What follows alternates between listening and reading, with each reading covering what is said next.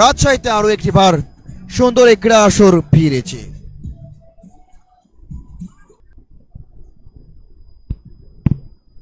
একই সঙ্গে করতে হবে আমরা যেমনটি দেখেছিলাম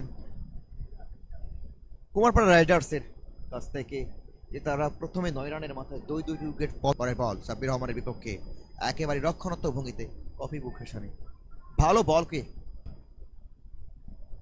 এখানে আলতো করে পোস্ট করে পয়েন্ট অঞ্চলে ঠেলে দিয়েছেন। আরো একটি বারের জন্য মেহেরাব হোসেন অহিন এবং একই সঙ্গে সাব্বির রহমান সাব্বির রহমানের বিপক্ষে ফুলটা ছিলেন আলতো করে ঠেলে দিয়েছেন ডিপ স্কয়ার লেগ অঞ্চল থেকে। আরো একটি বারের জন্য 2 ব্যাটার জায়গাটা পরিবর্তন।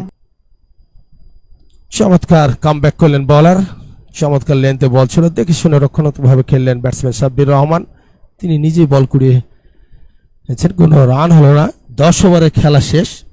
একটি পানির জন্য আমি আশা করব আমাদের যে কারণে আমাদের এই আন্তর্জাতিক ম্যাচগুলো হতো না, যে কথা বলা হতো যে আমাদের ভারত হলো দল বলার প্রস্তুত, বল করলেন short ball, deep square leg থেকে ফিল্ডিং হচ্ছে। ফিল্ডার কুড়িয়ে পাঠানোর আগে একটি রান সংগৃহীত হলো।